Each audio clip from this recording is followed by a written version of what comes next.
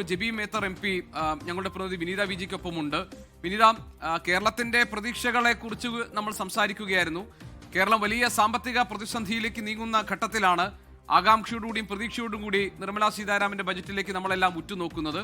ഇതേ പ്രതീക്ഷയും ആകാംക്ഷയും ഒക്കെ ആയിരിക്കുമല്ലോ പാർലമെന്റ് അംഗങ്ങൾക്കും ഉള്ളത്. എന്താണ് ജെബി മേത്തറിന് പറയാനുള്ളത്? തീർച്ചയായും ജെബി മേത്തർ നമുക്കൊപ്പം ചേരുകയാണ്. വലിയ നേരത്തെ തന്നെ ഈ വ്യക്തമാക്കിയിട്ടുണ്ട്, ഈ വലിയ വാഗ്ദാനങ്ങളൊക്കെ നൽകുന്നുണ്ടെങ്കിലും ചേച്ചി എങ്ങനെ നമുക്ക് വിലയിരുത്താം ഈ ഒരു ബജറ്റിന്? ഇപ്പൊ കേരളം ഉൾപ്പെടെ ഒരു നിയമസഭാ തെരഞ്ഞെടുപ്പ് അടുക്കുന്ന പശ്ചാത്തലത്തിൽ എന്തെങ്കിലും ഒരു ഇലക്ഷൻ ഗിമിക്ക് പ്രതീക്ഷ? ഇപ്പോൾ ഈ ബഡ്ജറ്റിനെ കുറിച്ച് ഇപ്പൊ മിനിറ്റുകൾക്കകം നമ്മൾ ബഡ്ജറ്റിലേക്ക് കടക്കുകയാണ്. അതിനു മുൻപ് നമ്മൾ കഴിഞ്ഞ വർഷത്തെ കാര്യം കൂടി ഒന്ന് നോക്കണമല്ലോ.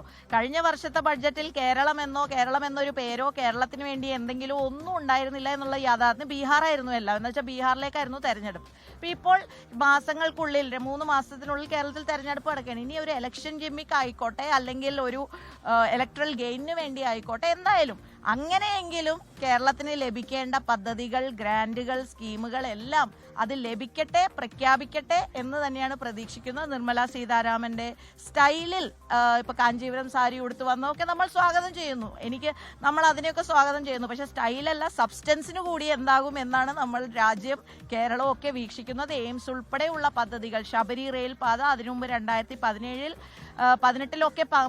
പ്രഖ്യാപിച്ച ചില റെയിൽ പദ്ധതികളൊക്കെ 1 ഇഞ്ച് നീങ്ങാതെ നിൽക്കുകയാണ്. അപ്പോൾ കേരളത്തെ അവഗണിക്കുന്ന നയത്തിന് ഈ ബഡ്ജറ്റിലെങ്കിലും ഒരു മാറ്റം ഉണ്ടാകട്ടെ എന്ന് ആത്മാർത്ഥമായി ഒരു പ്രതീക്ഷ പങ്കുവെക്കുകയാണ്. എയിംസിനെ സംബന്ധിച്ചിടത്തോളം കേരളത്തിന്റെ ദീർഘകാലമായിട്ടുള്ള ഒരു സ്വപ്നമാണ്. നമ്മൾ തന്നെ കഴിഞ്ഞ ബജറ്റൊക്കെ അവതരിപ്പിച്ചപ്പോൾ നമ്മൾ തന്നെ സംസാരിച്ചതാണ്, ഈ 2 കേന്ദ്രമന്ത്രിമാർ അടക്കം ഉണ്ടായിട്ട് പോലും നമുക്ക് അത്തരത്തിലേക്ക് ഒരു പരിഗണനയും ലഭിച്ചിട്ടില്ല എന്ന്. പക്ഷേ ഇത്തവണ 29 ആവശ്യങ്ങളടക്കം കേന്ദ്രത്തെ അറിയിച്ചിരിക്കുകയാണ് സംസ്ഥാനം. അതിൽ എയിംസിനൊക്കെ ഒരു പരിഗണന ഇത്തവണയെങ്കിലും ലഭിക്കുമോ? ഇത്തവണയെങ്കിലും ലഭിക്കണം എന്നാണ് നമ്മുടെയൊക്കെ ആഗ്രഹം. നമ്മളിപ്പോൾ ആര് ഭരിക്കുന്നു, അല്ലെങ്കിൽ ആ ഭരിക്കുന്നവരെ എതിർക്കുക എന്നുള്ളതല്ലല്ലോ. ആ ഭരിക്കുന്നവർ നൽകേണ്ടത് നൽകിയാൽ അതിനെ സ്വാഗതം ചെയ്യുന്നു. പക്ഷേ അവഗണിക്കുന്ന ഒരു സമീപനം പലപ്പോഴും എടുക്കുന്ന കാഴ്ചയാണ് നമ്മൾ കേന്ദ്ര ഗവൺമെന്റിനെ സംബന്ധിച്ചിടത്തോളം. കേരളത്തോട് ഒരു അവഗണന ഉണ്ട് എന്നുള്ളത് യാഥാർത്ഥ്യമാണ്. അപ്പോൾ അതിൽ നിന്നൊക്കെ മാറി ഇനി ഒരു തെരഞ്ഞെടുപ്പ് സ്റ്റണ്ടായിട്ടെങ്കിലും നമുക്ക് നൽകേണ്ടത് ലഭിക്കട്ടെ, അതിനുള്ളൊരു സാഹചര്യം ഉണ്ടാവട്ടെ. നിർമ്മലാ സീതാരാമൻ ഈ തവണ കേരളത്തെ കേരളം ആഗ്രഹിക്കുന്ന പോലെയുള്ള പദ്ധതികൾ നൽകട്ടെ. നമ്മൾ കേരളത്തിന് വേണ്ടി പാർലമെന്റിനകത്തും പുറത്തും ഒക്കെ ശബ്ദിക്കാനുണ്ടാവും.